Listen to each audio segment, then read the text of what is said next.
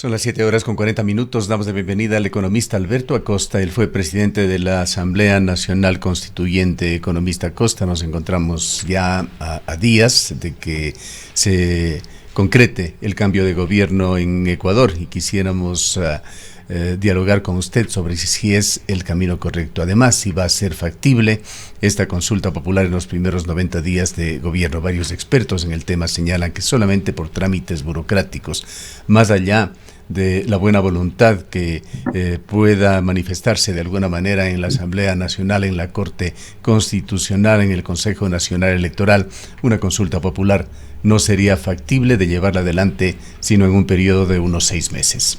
Escuchamos su punto de vista. Coincido plenamente con aquella afirmación de que no es tan fácil poner en marcha una consulta popular. Una consulta popular no solo tiene que cumplir los plazos establecidos, sino que una consulta popular tiene que abrir la puerta a la búsqueda de consensos. Ya lo vimos recientemente con la consulta popular de febrero de este año, cuando el gobierno del presidente Guillermo Lasso nos planteó una serie de preguntas que no recibieron el respaldo ciudadano. Y habría que empezar anotando que vamos a inaugurar un gobierno, tenemos ya un presidente electo que tiene muchas incógnitas. En la campaña presidencial, este Nobel candidato y luego ahora presidente electo, no presentó muchas respuestas de fondo a las cuestiones trascendentales que está demandando el pueblo ecuatoriano. Temas de fondo no fueron analizados. Fue una consulta popular en que las dos candidaturas se mantuvieron a un nivel muy superficial, muy mediocre y que todavía nos queda debiendo al pueblo ecuatoriano, sobre todo el candidato que ha ganado las elecciones, respuestas concretas. En síntesis, no se trata simplemente de hacer una consulta popular para tratar de conseguir un mayor respaldo de la ciudadanía, del pueblo en general, sino buscar consensos, y luego habrá que buscar el camino más adecuado para introducir esos ajustes. Algunos de esos ajustes pueden ser simplemente motivo de una reforma legal al Código Orgánico Penal, por ejemplo, en el caso de los jueces sin rostro. Otros temas a lo mejor requieren una reforma constitucional y entonces eso tiene que pasar necesariamente por la Asamblea Nacional y luego de un periodo mucho más largo habría un referéndum. Ahora, otras cuestiones pueden ser de reforma constitucional, pero de cualquier manera las preguntas que se formulen tienen que ir primero a la Corte Constitucional y ya sabemos que la Corte Constitucional está cumpliendo con un trabajo muy interesante de defender la integridad de la Constitución. Economista Acosta, muy buenos días. Según su criterio, en caso de efectivamente darse esta consulta popular, ¿qué temas considera usted que debería o podría incluir el nuevo presidente, el presidente Daniel Noboa, que realmente puedan tener un impacto, al menos en este corto tiempo que él va a gobernar y, por supuesto, para quien asuma la presidencia en el año 2025? Personalmente no veo yo los temas de fondo que sean necesarios abordar en tan corto tiempo, porque vamos a seguir en un proceso prolongado de elecciones. Si la consulta popular se plantea en los próximos meses, se realiza de aquí a 3, 4, 6 meses, eso quiere decir que el ciclo político de la economía, voy a hablar como economista, va a estar presente y tenemos un gobierno que apenas va a estar en funciones hasta mayo del año 2025. Son 15, 16 meses en total. En este contexto, yo no creo que el presidente Noboa debe concentrarse en la búsqueda de la consulta popular, sino concentrarse en la búsqueda de acuerdos dentro de la Asamblea Nacional y proponer temas de interés para el país que a base de consensos puedan ser procesados y discutidos mucho más adelante. Inclusive, casi al final de su gestión, podría plantear una consulta popular que podría venir de la mano de las elecciones del año 2025. ¿Cuál es su criterio sobre la consulta popular en general? Y aquí voy a citar nuevamente a Jaime Durán Barba, politólogo ampliamente reconocido en Latinoamérica, particularmente en la Argentina. Jaime Durán Barba critica los denominados mecanismos de democracia directa, particularmente la consulta popular. Señala que esta se ha convertido más bien en una medición de aceptación o rechazo de un gobierno y que pretende reemplazar la ineptitud de gobiernos democráticos o maquillar la ineptitud de gobiernos democráticos para lograr gobernanza. Además dice, en las consultas populares con frecuencia el soberano, es decir, el pueblo no toma las mejores decisiones. ¿Cuál es su opinión? En principio, yo creo en la democracia directa, yo creo en la democracia participativa. Las consultas populares para discutir a nivel de conseguir salió el tiro por la culata. Estamos lamentablemente con problemas en la calidad del audio. Vamos a esperar a ver si mejora la calidad. No sé si me captaron. No, ¿Cómo podría repetir? Su última respuesta no le escuchamos, ahora sí le escuchamos, esperemos que no tengamos problemas. Adelante. Si podría repetir, por favor. Bueno, le decía que la consulta popular es una herramienta democrática valiosa que lamentablemente algunos gobernantes, en lugar de utilizarle para construir desde las bases con consensos respuestas de fondo, lo utilizan como una herramienta para mejorar su popularidad y conseguir algún respaldo. Eso hizo el presidente Guillermo Lasso y le salió el tiro por la culata, porque además los temas planteados no iban a resolver los problemas de fondo. En ese contexto, y yo sí soy partidario de las consultas populares. Y hay consultas populares que han surgido, que son verdaderos referentes no solo a nivel nacional, sino a nivel internacional. Ustedes en el Azuay conocen perfectamente lo que significó la consulta popular de Girón 2019, la consulta popular de Cuenca 2021, por las cuales hay que seguir luchando, y ahora tenemos las dos consultas populares de agosto de este año, la una del Yasuní y la otra del Chocó Andino, que están abriendo la puerta para transformaciones profundas, evitando que los gobernantes sigan imponiendo a como dé lugar lógicas extractivistas, respuestas que no dan espacio a la construcción del Estado plurinacional, por ejemplo. Entonces, la consulta popular es una herramienta democrática que puede ser impulsada por el presidente de la República y que también puede ser impulsada por el pueblo ecuatoriano. Lo que se tiene que evitar es que la consulta popular, cuando plantean los gobernantes, sea simplemente una medición de su popularidad o un mecanismo para tratar de conseguir respaldos en la medida que van perdiendo espacio en la aceptación popular.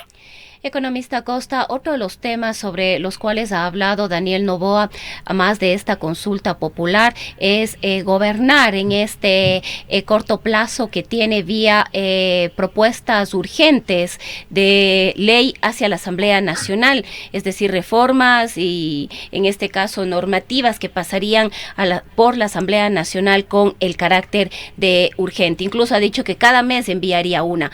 ¿Cuáles son también los temas en este caso que debería priorizar en caso de que esto que él está planteando sea viable dentro también de un parlamento que tendrá su propia agenda? Todavía le hemos escuchado al sector del correísmo, le escuchamos a Pamela Aguirre diciendo que el presidente cuenta con todo el apoyo de la Revolución Ciudadana. Joven presidente, amigo, cuente con nosotros, es lo que ella ha dicho. Sin embargo, ¿qué podría pasar o qué temas deberían incorporarse, sobre todo en la situación económica que vive el país y que de igual manera podrían ser urgentes y necesarios?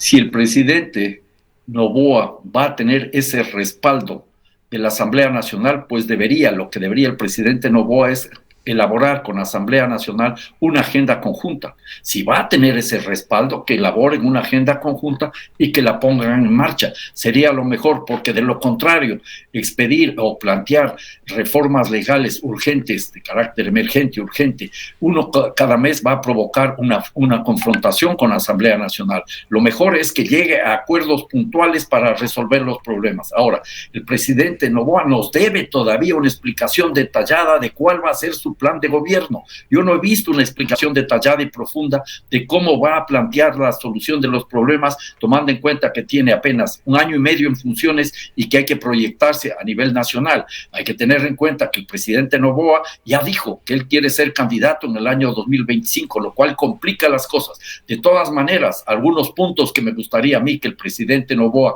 ponga en marcha es lograr una reducción sustantiva de las tasas de interés. Por ejemplo, ahí habría que establecer establecer mecanismos para fortalecer a la banca pública estatal, el Ban Ecuador, la banca pública no estatal, el BIES, el Banco del Pacífico, que no debería ser privatizado y que quizás con una disposición legal debería pasar como parte de pago de la enorme deuda que se tiene con el Instituto Ecuatoriano de Seguridad Social, y establecer también mecanismos para que las cooperativas de ahorro y crédito, las cajas de ahorro comunal, formen parte de una gran alianza para reducir sustantivamente las tasas de interés. El presidente Noboa, si realmente quiere comenzar a dar muestras de cambio en el manejo económico del presidente Guillermo Lasso, que ha sido nefasto en su gestión, tiene que romper el cartel bancario, el oligopolio bancario.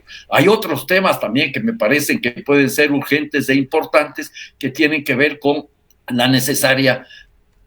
el necesario cumplimiento de la disposición del pueblo ecuatoriano en la consulta popular del Yasuní, y a lo mejor ahí también se requiere un respaldo legal, y entonces el presidente podría llegar a un acuerdo para hacer realidad el hecho de suspender la extracción de petróleo, retirar los equipos, dar paso a la reparación y restauración de la naturaleza y atender las demandas de la sociedad ecuatoriana. Ahí hay un campo amplísimo para discutir y quizás para establecer leyes que nos ayuden a transitar en un esquema extractivista. Pero insisto, estas son propuestas que surgen desde mi reflexión, porque no conozco en detalle lo que está proponiendo el nuevo presidente de la República.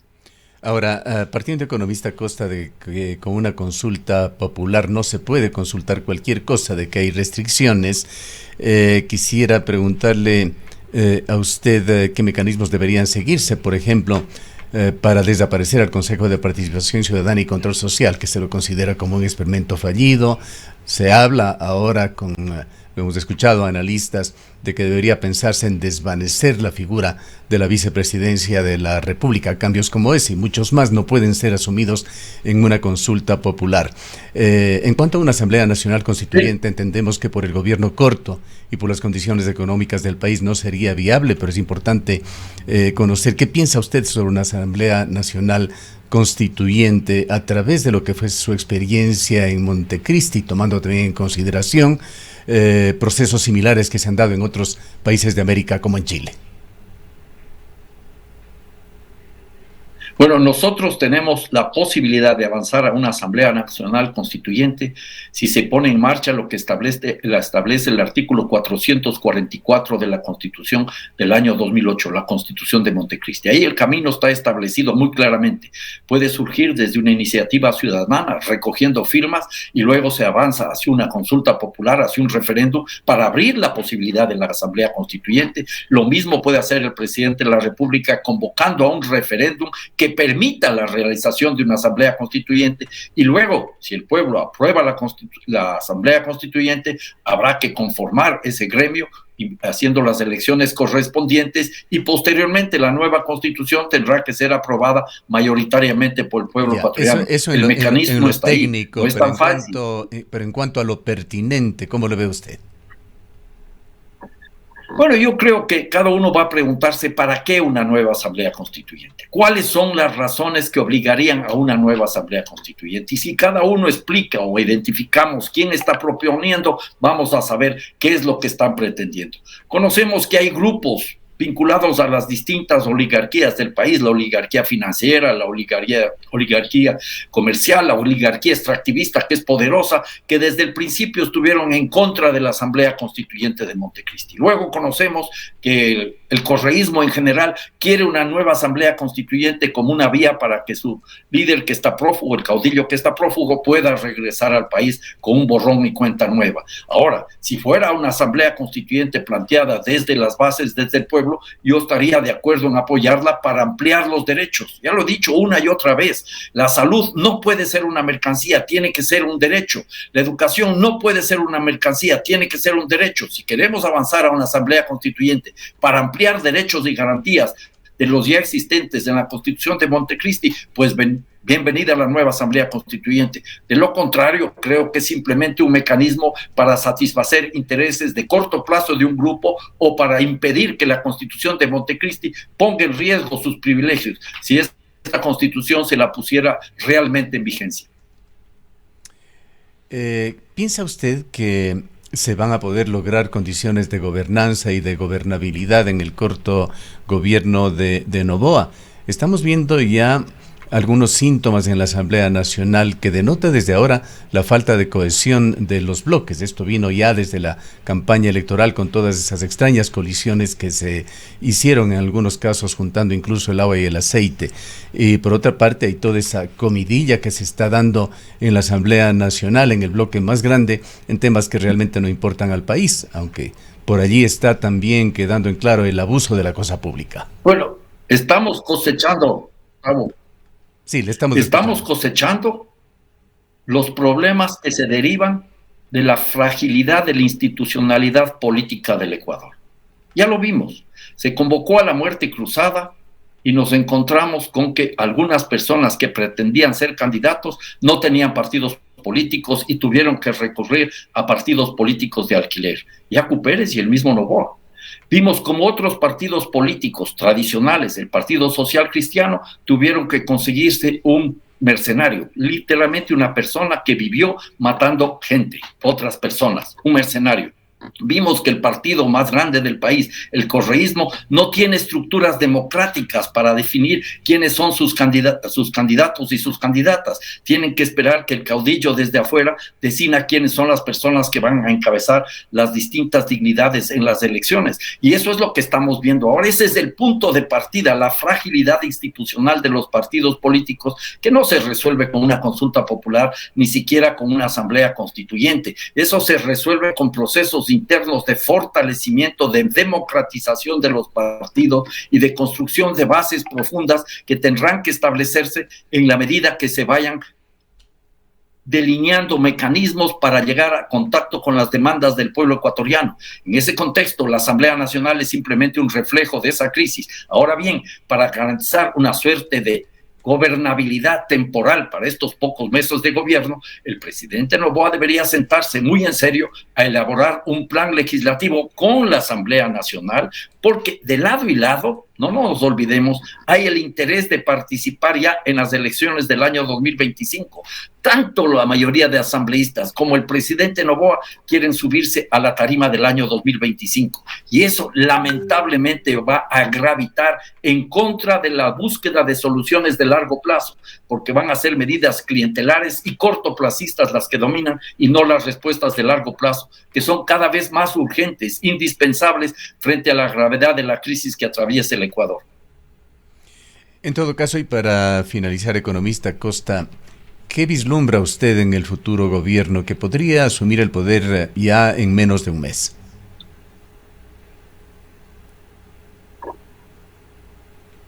Disculpe, no entendí la pregunta, hubo una interferencia. ¿Qué es lo que vislumbra usted? ¿Qué expectativas tiene en el futuro gobierno que podría estar asumiendo el poder en menos de un mes?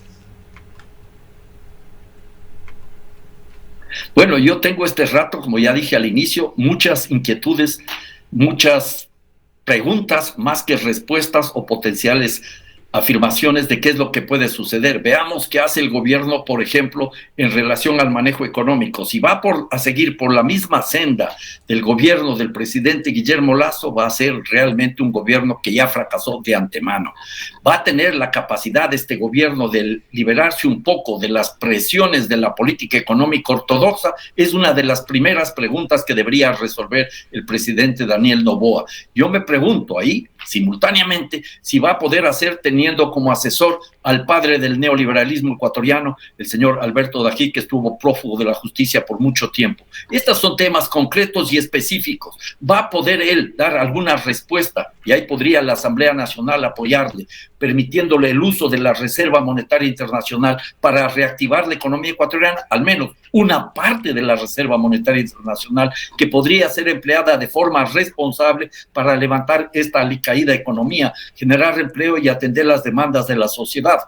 Son los temas de fondo. O va a ser imposible que el presidente Noboa se libere de las ataduras de la ortodoxia neoliberal y entonces su fracaso está programado. Igualmente habrá que preguntarse qué es lo que va a hacer el presidente Noboa para atender las demandas de reactivación de la economía con inversión del sector público. Es indispensable mejorar la inversión del sector público en calidad y también en cantidad.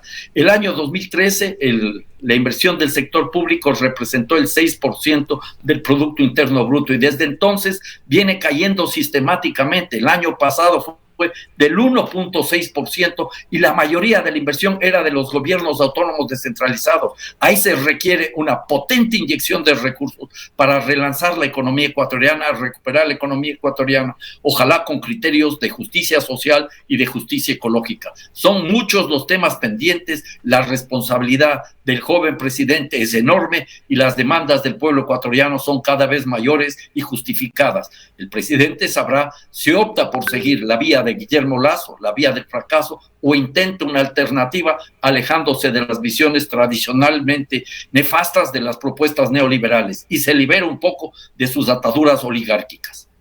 Saliéndonos del tema Noboa y con esto si finalizamos, economista Costa, ¿podría hacer usted un juicio de valor sobre el manejo administrativo de la prefectura de Pichincha? Bueno, eso es lamentable. Eso es lamentable, que se utilicen recursos de la prefectura para otros fines que los que están establecidos en la Constitución, en la ley y en los planes de gobierno de la prefectura. Eso es lamentable, eso hay que rechazar, ese tipo de abusos, porque eso sería una forma de los pipones del siglo XXI, contratar gente para que trabaje en otras funciones de las que están establecidas dentro de una institución. No se trata simplemente de pagar a gente que no hace nada, porque al parecer quien recibía esos recursos estaba haciendo tareas que no tienen absolutamente nada que ver con la prefectura de Pichincha. Bien. Gracias, economista Costa, por habernos acompañado. Les agradezco a ustedes. Muy buenas tardes. Costa fue presidente de la Asamblea Nacional Constituyente. Son las 8:01 PM.